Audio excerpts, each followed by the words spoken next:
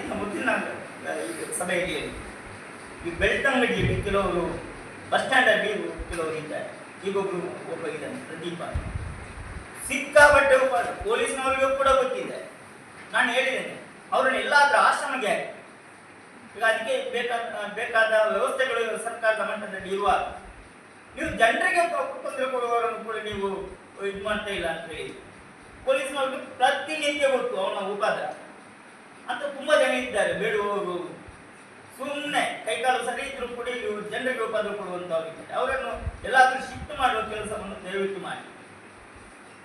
ನೋಡಿ,